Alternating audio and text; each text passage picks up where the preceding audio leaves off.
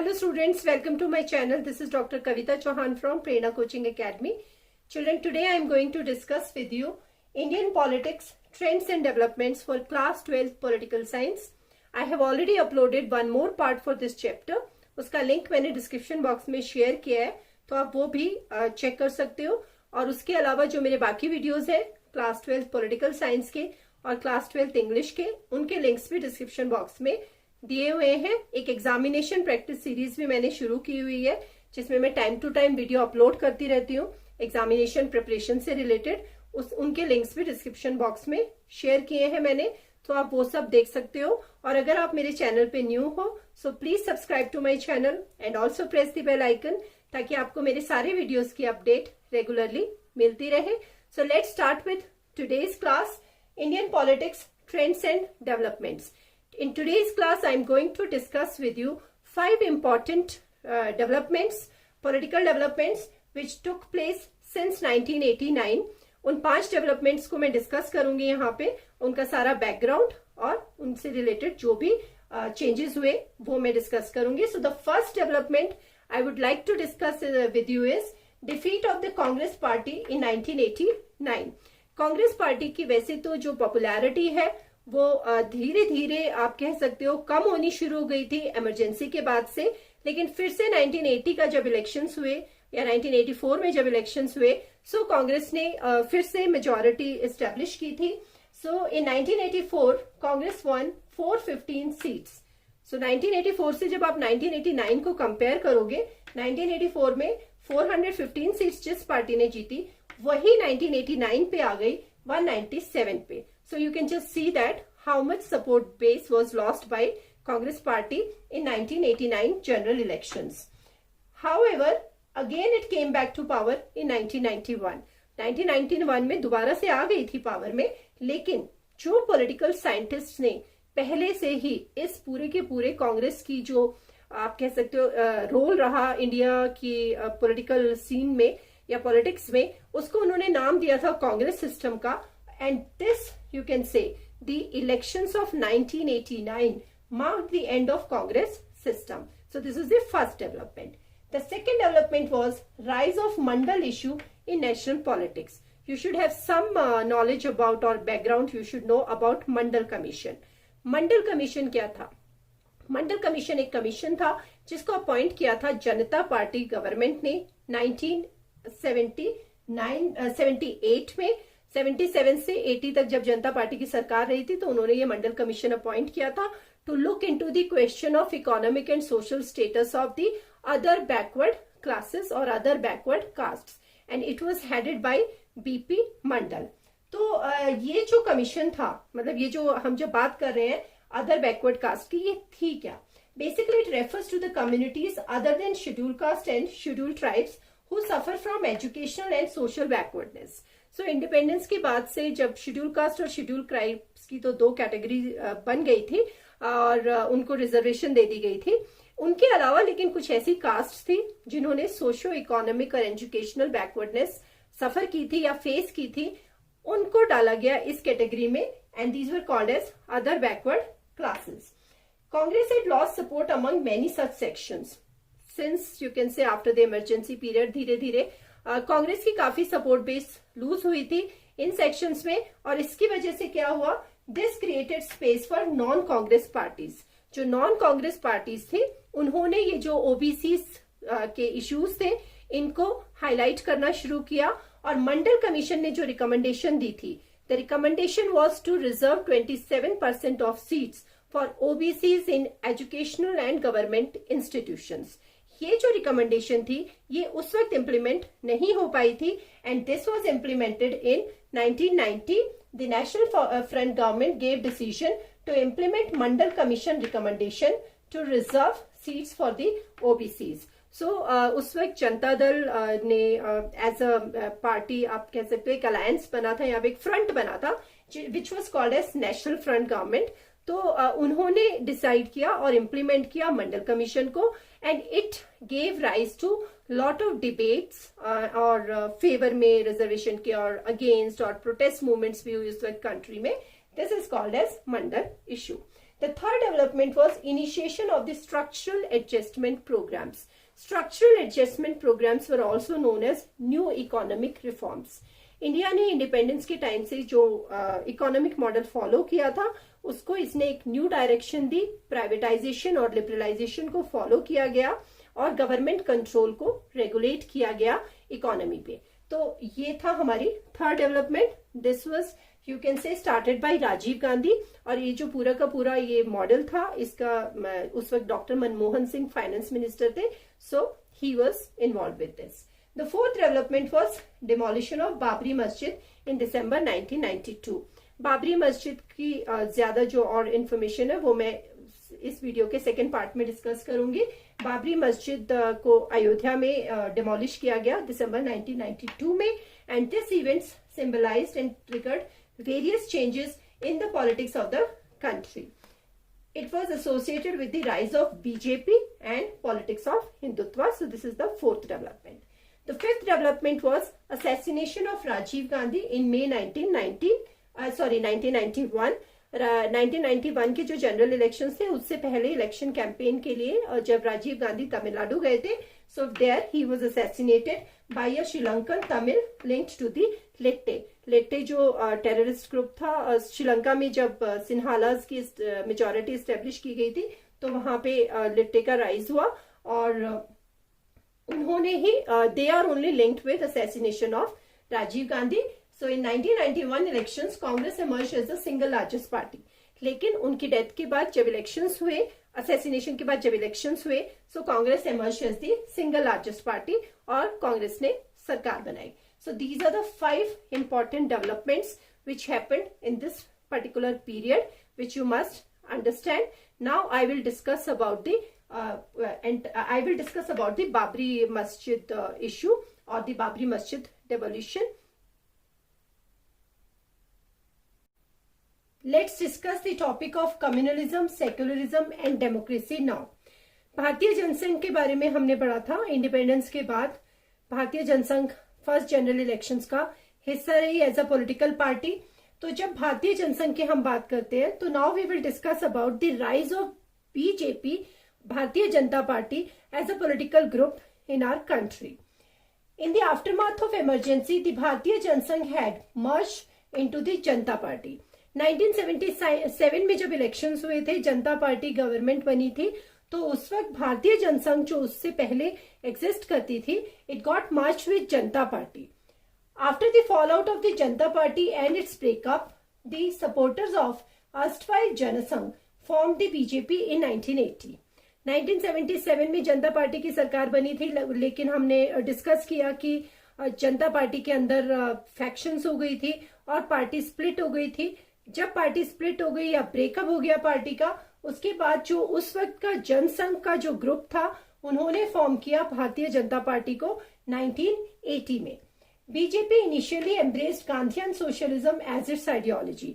So to begin with in the initial years Gandhian socialism was embraced as an ideology of BJP. लेकिन क्या हुआ कि उसके बाद जब इलेक्शंस हुए तो बीजेपी को कोई बहुत ज्यादा सीट्स नहीं मिली या वोट्स नहीं मिली. So it did not get much success in the elections held in 1980 and 1984. Now BJP pursued the politics of Hindutva. So BJP is associated with this ideology of Hindutva. Hindutva, the term, it was given by V.D. Savarkar. Basically, he was the originator of Hindutva. Hindutva का मतलब क्या है? BJP pursued the politics of Hindutva. It means Hinduness. Defined by its originator V.D. Savarkar as the basis of Indian nationhood. कि Indian nationhood मतलब as a nation India का जो base है, मतलब वो क्या होना चाहिए? That should be Hinduness. Believers argue that a strong nation can be built only on the basis of a strong and united national culture. So people who believe in this ideology of Hindutva, they argue that if a strong nation has to be built, then it has to be built on the concept of a united national culture. So this is the ideology of Hindutva which was pursued by Bharatiya Janata Party, you can say, after this period. When we talk about Bharatiya Janata Party, there were two developments in this period which happened, around which the politics of BJP revolved. What were these two developments? इसके ऊपर question भी पूछा जा सकता है. So discuss the two developments of this particular period around which the politics of Bharatiya Janata Party revolved. The first is Shah Bano case which happened in 1985. Shah Bano case क्या था उसके बारे में you should know. A 62-year-old divorced Muslim woman filed a case for maintenance from her husband. She wanted to seek maintenance from her husband. She had got divorced. उन्होंने एक case file किया supreme court में and supreme court ruled in her favour. तो जब supreme court ने उनके favour में decision दिया तो जो सुप्रीम कोर्ट का ये डिसीजन था, this was not acceptable to the orthodox Muslims and they saw the supreme court order as the interference in the Muslim personal law. तो उनको लगा कि दिस वाज एन इंटरफेरेंस. अब जो इस वक्त गवर्नमेंट थी पावर में 1985 में, that was headed bye Congress. Government pass the Muslim women act 1986 that nullified the decision given by the supreme court. Government ने जो डिसीजन पास किया ये मुस्लिम प्रोटेक्शन एक्ट वाला, उसकी वजह से जो सुप्रीम कोर्ट का वो पहले वाला डिसीजन था which was in favour of this women, so उसको नलिफाई कर दिया. This was not acceptable to many political parties, and in fact BJP also criticized this decision or stand taken by the Congress. और उनका कहना था कि कांग्रेस ने कुछ पर्टिकुलर कम्युनिटीज को फेवर करने के लिए इसको डिसीजन को दिया. So this was the first development. Now the second development was the Ayodhya issue, जो हमने बात की थी पहले भी, जो 5 डेवलपमेंट्स में हमने डिमोलिशन ऑफ बाबरी मस्जिद के बारे में बात की थी. So, the order by the Faizabad District Court in February 1986. Ayodhya में मतलब ये एक मॉस्क था जो बनाया गया था 16th सेंचुरी में. मीर बाकिर जो एक जनरल थे बाबर के, उन्होंने इसको बनवाया था. और हिंदूज का मानना था कि जो ये मॉस्क बनाया गया था ये राम मंदिर वहां पे पहले था, जिसको डिमोलिश करके इस मॉस्क को उस वक्त बनाया गया था. उसके बाद से इस मॉस्क को जब हम इंडिपेंडेंस के टाइम की बात करते हैं 1940 से, तब से इसको क्लोज कर दिया गया था and it was not open for prayers for any communities, any of the community. लेकिन फैजाबाद कोर्ट ने जब 1986 में ऑर्डर किया कि ये जो प्रेमिसेस था बाबरी मस्जिद का, it should be unlocked and the Hindus were allowed to do prayers here. और ये जो डिसीजन था फैजाबाद कोर्ट का, इसकी वजह से काफी सारी प्रॉब्लम्स हो गई हमारी कंट्री में, जो मैं अभी डिस्कस करूंगी. बहुत सारी जो जैसे ही जो ये बाबरी मस्जिद के लॉक्स को ओपन किया गया, so mobilisation began on both sides. मतलब हिंदूज एंड मुस्लिम्स जो ऑर्गेनाइजेशंस थी, उन्होंने अपनी अपनी कम्युनिटीज को मोबिलाइज करना शुरू किया. एंड सडनली क्या हुआ कि एक ये जो लोकल क्वेश्चन था, it became a question of national importance. मतलब ये इतना ज्यादा इस क्वेश्चन को इम्पोर्टेंस मिली और ये एक नेशनल क्वेश्चन बन गया. बीजेपी ने इसको मेजर इशू बनाया अपनी इलेक्टोरल कैंपेन में, या पॉलिटिकल प्लैंक लिया, समझा इसको. Along with many other organizations like the RSS and the Vishwa Hindu Parishad, it convened a series of symbolic and mobilizational programs. BJP ने एक रथ यात्रा भी शुरू की, सोमनाथ से जो गुजरात में है और अयोध्या तक जो कि यूपी में है. ये जो डिमोलिशन हुआ, इस डिमोलिशन के होने के बाद बहुत सारी जो ऑर्गेनाइजेशंस थी जो इस चीज को सपोर्ट करती थी कि वहां पे टेम्पल बनाया जाए, कंस्ट्रक्ट किया जाए, उन्होंने एक कर सेवा ऑर्गेनाइज की. ये एक वॉलेंट्री सर्विस थी. जो भी डिवोटीज थे और जो चाहते थे कि वहां पे राम टेम्पल बनाया जाए, तो उनके लिए ये कर सेवा शुरू की गई. और ये जो सिचुएशन थी वो बहुत ज्यादा टेंस हो गई उस वक्त all over the country, specially at Ayodhya. Supreme court had ordered the state government to take care that the disputed site will not be endangered. और सुप्रीम कोर्ट ने डिसीजन दिया कि जो स्टेट गवर्नमेंट है उसको ये ध्यान रखना चाहिए कि ये जो यहाँ पे स्ट्रक्चर है ये, इसको कोई खतरा ना रहे. हालांकि ये होने के बाद भी बहुत ज्यादा जो थे लोग यहाँ पे गैदर हुए और 6 दिसंबर 1992 को मॉस्क को डिमोलिश कर दिया गया। This news led to clashes between the Hindus and Muslims in many parts of the country, and the violence in Mumbai erupted again in January 1993 and continued for over 2 weeks. ये जो अयोध्या के events थे, इनकी वजह से बहुत सारी और डेवलपमेंट्स यहाँ पे होती चली गई। उस वक्त जो स्टेट गवर्नमेंट थी यूपी में, वो थी BJP lead government, and it was dismissed bye centre at that time. और उसके साथ साथ और भी जो दूसरी स्टेट्स थी जहां पे बीजेपी पावर में थी, वहां पे भी प्रेसिडेंट रूल डिक्लेयर कर दिया गया। और जो चीफ मिनिस्टर थे उस वक्त उत्तर प्रदेश के, उनके खिलाफ एक केस फाइल किया गया सुप्रीम कोर्ट में। और ये सारी चीजें जो थी एक के बाद यहाँ पे होती चली गई। BJP officially express regret over the happenings at Ayodhya. The central government appointed a commission to investigate into the circumstances leading to the demolition of the mosque. So central government ने यहाँ पे एक कमीशन अपॉइंट किया, ये पूरा का पूरा study करने के लिए, या आप कह सकते हो एनालाइज करने के लिए कि जो डिमोलिशन हुआ था इसके पीछे क्या कारण थे और क्यों ऐसा हुआ। सो this is all about the 2 developments which you should know about the politics of BJP in this particular period.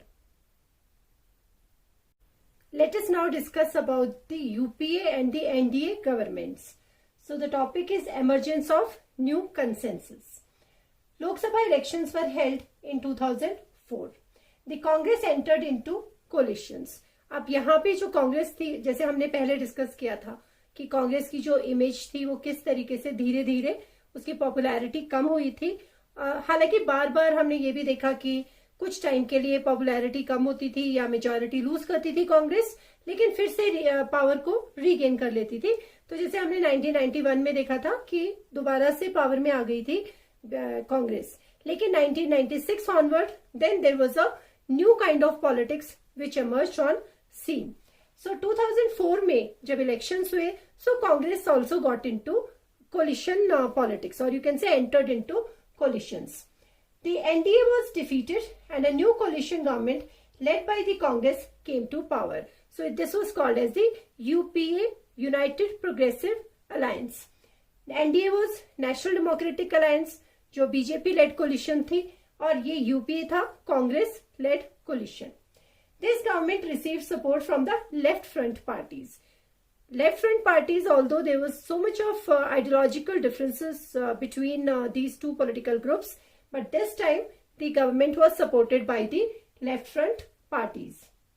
It also saw partial revival of Congress. So थोड़ा सा revival भी हुआ यहाँ पे कांग्रेस का. Its seats also increased for the first time since 1991. From May 2004 to 2014, ये था UPA government, UPA alliance lead government in the centre. UPA formed government and doctor Manmohan Singh was the prime minister.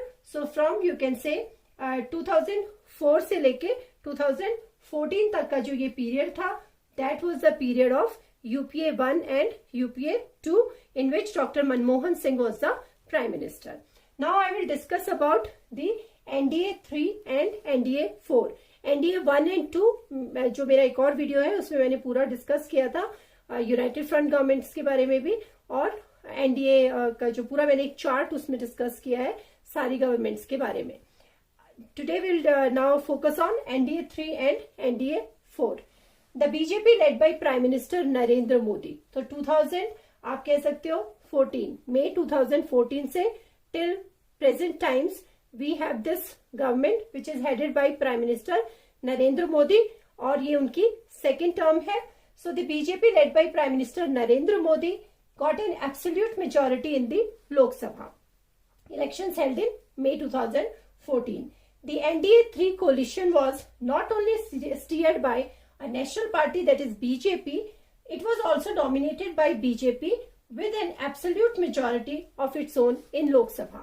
Coalition character यहाँ पे थोड़ा change हुआ कि यहाँ पे coalition तो थी, ये अलायंस तो था, NDA का जो अलायंस था, बट यहाँ पे बीजेपी को एब्सोल्यूट मेजॉरिटी मिली 2014 में, और जिसकी वजह से आप ये कह सकते हो कि पहले कोलिशन फॉर्म ऑफ पॉलिटिक्स में क्या होता था कि यहाँ पे बोला जाता था कि वन पार्टी लेड कोलिशन है. ये one party led coalition means कि एक कोलिशन ग्रुप है और उसको एक जो मेन पार्टी है वो लीड करती है। लेकिन this nature also got change because of BJP getting absolute majority. अब ऐसा नहीं था कि बीजेपी को सरकार बनाने के लिए पार्टनर्स की जरूरत थी, बीजेपी खुद as a political party absolute majority यहाँ पे सिक्योर कर चुकी थी। So you can say that it was also called a surplus majority coalition. Transformation in nature of coalition politics from one party led coalition to one party dominated coalition। मतलब अब जो ये one party थी BJP, it could now dominate the coalition क्योंकि इनके पास खुद ही एब्सोल्यूट मेजॉरिटी थी। So in 2019, NDA-4 formed government by winning more than 350 seats। तो एनडीए कोलिशन ने ही 350 सीट्स यहाँ पे लोकसभा में जीती 2019 के इलेक्शंस में, और फिर से जो हमारे प्राइम मिनिस्टर थे उनकी सेकेंड टर्म शुरू हुई। सो this is NDA-3 and NDA-4 and now I will discuss about the consensus which developed among various political parties in this period.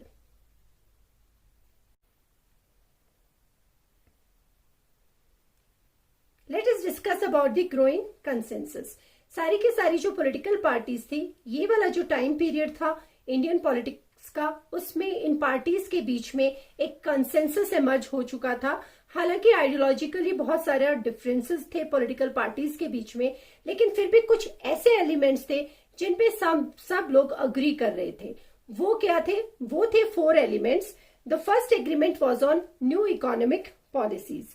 While many groups are opposed to the new economic policies, most political parties in support of the new economic policies। ये जो new economic reforms introduce किए गए थे 1991 onward, अब जो ये time था, इस टाइम पीरियड में इन इकोनॉमिक पॉलिसीज से रिलेटेड एक कंसेंसस इमर्ज हो चुका था डिफरेंट पॉलिटिकल पार्टीज के बीच में। So this was the first element of consensus. The second was acceptance of the political and social claims of the backward caste. तो backward caste के जो सोशल और पॉलिटिकल क्लेम्स थे, उनको अब काफी सारी जो पॉलिटिकल पार्टीज थी वो एक्सेप्ट कर चुकी थी, and they have recognised these claims and they had accepted it that their needs have to be accepted। So this was the second element of consensus which emerged among different political parties। Third was the acceptance of the role of state level parties in governance of the country।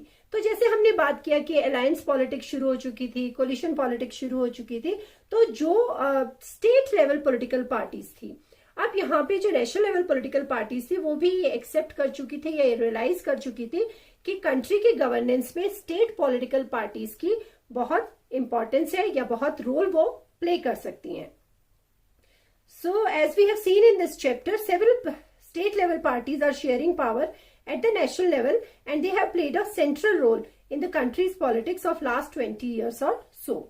Now the fourth element was emphasis on pragmatic considerations rather than ideological positions and political alliances without ideological agreement। Coalition politics has shifted the focus of political parties from ideological difference to power sharing arrangements।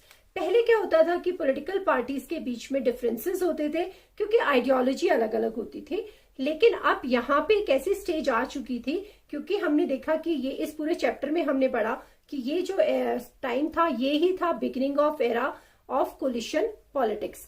तो सारी political parties यहाँ पे realise कर चुकी थी कि ideological differences को side में रखा जाए और जो पावर शेयरिंग अरेंजमेंट्स हैं उन पे ज्यादा फोकस किया जाए, और ये एक कंसेंसस था जो पॉलिटिकल पार्टीज के बीच में इमर्ज हुआ।